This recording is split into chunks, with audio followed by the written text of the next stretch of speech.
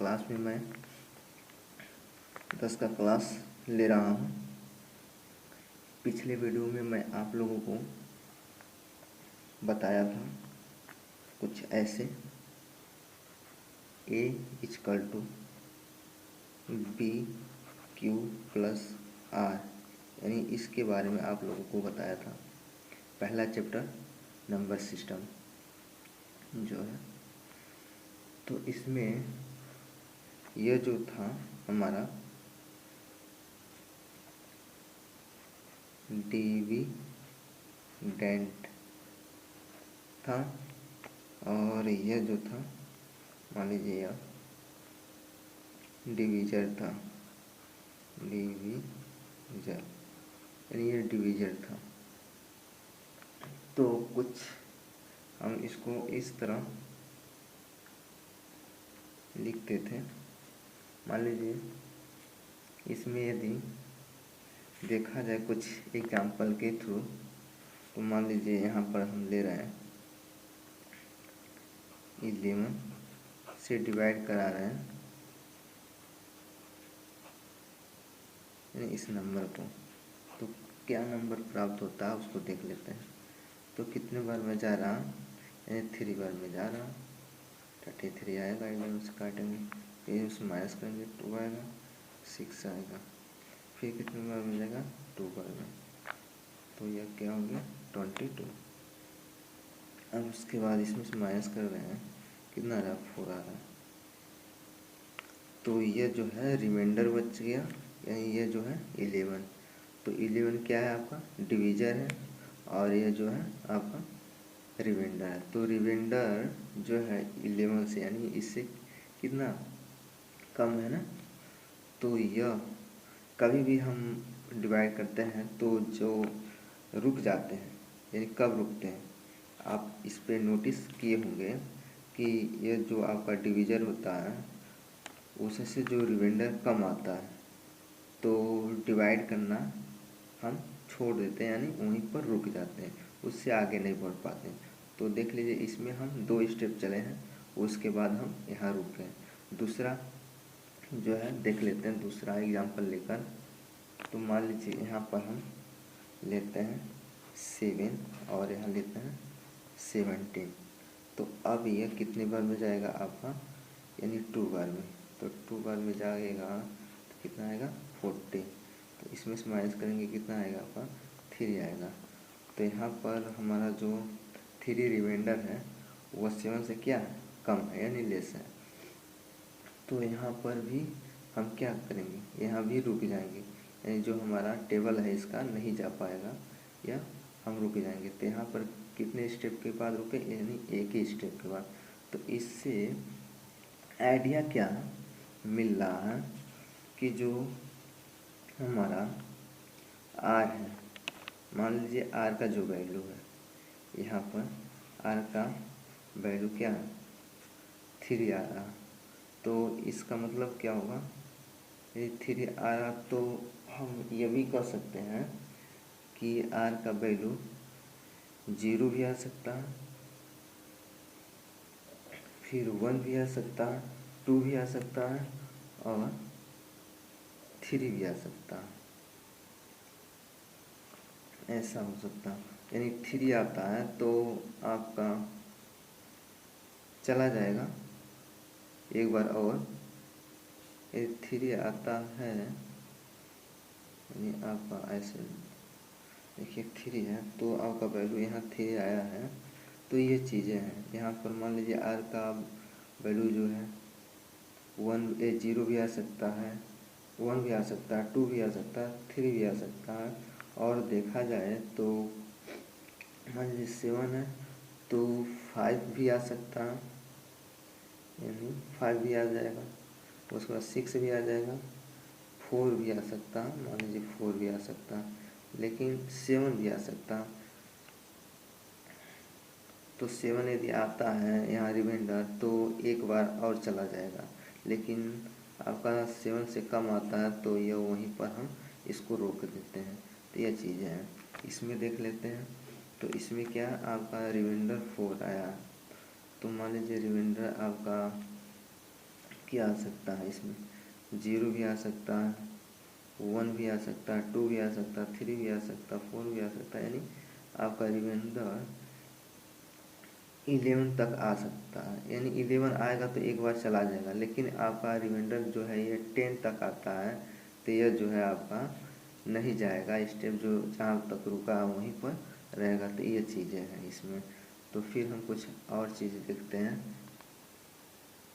कुछ और एग्जांपल देख लेते हैं। जैसे यहाँ पर मान लीजिए 3 से यहाँ पर हम डिवाइड कर रहे हैं 15 में, तो कितने बार में जा रहा है आपका, ये तो कैंसिल हो जाएगा, लेकिन यहाँ पर हम लिख दें 17, मान लीजिए यहाँ 17 लिख देते हैं, तो आपका 5 बार में जाएगा तो आएगा 15 आ रहा, इसमें से माइनस करेंगे तो 2 आएगा आपका रिमाइंडर। तो यहाँ पर यह जो आपका डिवीजर है यह रिमाइंडर है। यदि इसको हम क्या माने हैं, बी मान लिए हैं, और इसको हम क्या माने हैं, आर माने हैं। यानी यहाँ पर देख लीजिए, यहाँ पर हम इसको क्या किए हैं, यहाँ आपका यह ए जो है आपका यह है डिविडेंड, और यहाँ पर देखिए ये जो बी है आपका वो आपका डिवीजर है, और जो यहाँ F5 दिख रहा है उसको हम क्यूब कोशिएंट मानते हैं, और यहाँ जो आपका यह 2 है आया है वो उसको आर मानते हैं। यहाँ पर देख लीजिए यहाँ दिखाएगा। तो यदि इसको इस प्रकार हम मान लें,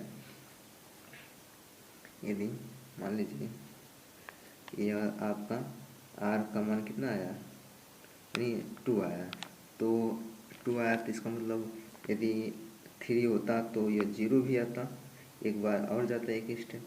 तो यहाँ ऐसे लिखते हैं इसको, मान लीजिए यहाँ पर हम लिखे हैं आर इक्वल टू 0 भी आ सकता है, 1 भी आ सकता है, 2 भी आ सकता है। यानी जो हमारा यह डिवीजर दिख रहा, जो डिवीजर है वो क्या है, 3 है, तो जो रिमाइंडर आएगा यह वह 3 से कम ही आएगा, यानी एक कम आएगा।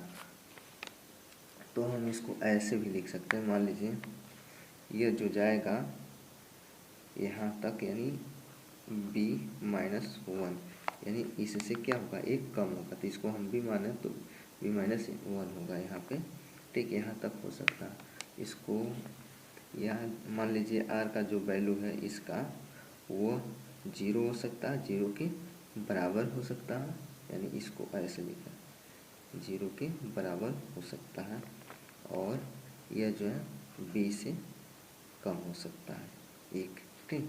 तो इसको इस रूप में हम लिख सकते हैं। तो फिर आइए दूसरा चीज़ देखते हैं। यदि मान लीजिए यहाँ पर यह a इक्वल टू आपका b, यहाँ q प्लस r है।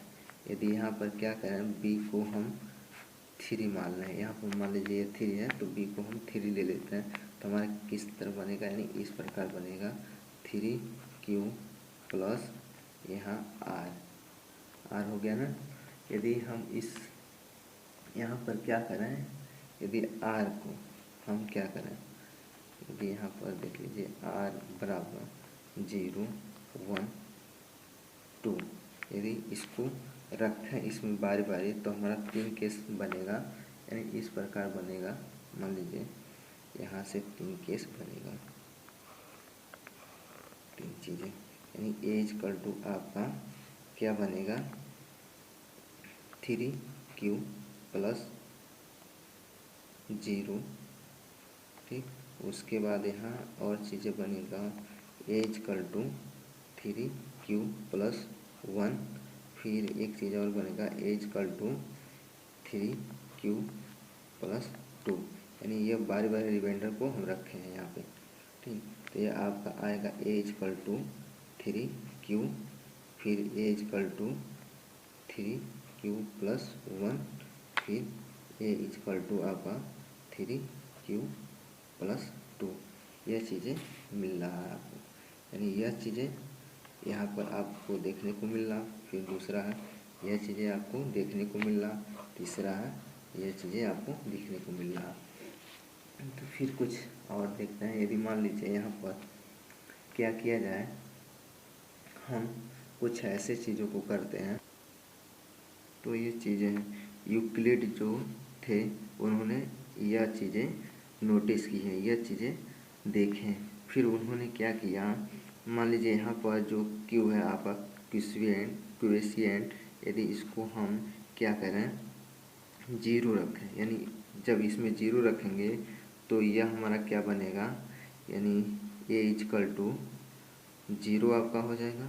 फिर यहाँ देखा जाए ए इजकल टू, यानी इसमें रख रहे हैं तो यह क्या होगा, यह जीरो हो जाएगा, वन बचेगा आपका, वन आएगा। फिर ए इजकल टू, फिर उन्होंने क्या किया, इसमें रखा जीरो को, तो यह जीरो हो जाएगा, यानी टू बचेगा, टू आ गया। उसके बाद अब यहाँ पर हम क्या करें, आप क्यू इजकल टू वन रखें, ठीक। यहाँ पर हमने क्यू इजकल टू जीरो रखा तो यह केसेज आए। तो फिर उन्होंने क्या किया, पुट किया क्यू इजकल टू वन, तो यहाँ पर क्या हुआ, मान लीजिए इसी तीनों में उन्होंने ऐसे पुट किया, तो यहाँ पर ए इजकल टू क्या हुआ, मान लीजिए इसमें पुट किया तो क्यू का जो मान था वो वन रखा, तो three into one plus zero, फिर इसमें रखा उन्होंने तो a is equal to three into one plus one, फिर इसमें रखा उन्होंने तो a is equal to three into one plus two, तो यहाँ से आपका मिला थ्री वन जा थ्री, जीरो का मतलब कुछ नहीं, a is equal to three one जा थ्री और प्लस वन, फिर a is equal to three one जा थ्री प्लस टू, तो फिर यहाँ से ए इजकल टू आपका थ्री, फिर a is equal to three one four, फिर ए इजकल टू आपका थ्री और टू कितना होगा, फाइव होगा। फिर उन्होंने ऐसे ही यदि क्यू इजकल टू कितना टू रखा तब क्या होगा, यानी क्यू इजकल टू इतना रखा तब क्या कैसे मिलेंगे आपको, यहाँ पर देख लीजिए, यह जो है आपका यहाँ पे, यानी यह दिख रहा, फिर इसमें बार बार उन्होंने रखा, तो ए इजकल टू आपको मिल जाएगा, मान लीजिए थ्री वन थ्री टू जा, यहाँ पर आपको मिलेगा सिक्स मिलेगा, फिर ए इजकल टू आपका कितना मिलेगा, सेवन मिलेगा, और ए इजकल टू आपका क्या आएगा, यानी यहाँ पर रखेंगे तो थ्री टू जा सिक्स और टू कितना होगा, एट आपका होगा, तो यहाँ पर आपका एट होगा।